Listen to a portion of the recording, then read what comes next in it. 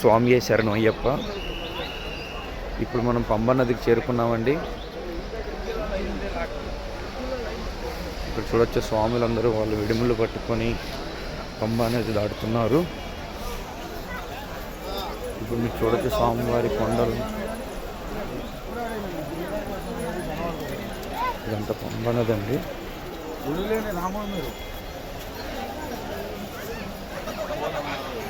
అందరూ ఇక్కడ స్నానం చేసి దర్శనం అయ్యాక పైనుంచి కిందకు వచ్చాక మొత్తం అందరం బట్టలన్నీ నదిలో వదిలేస్తారండి.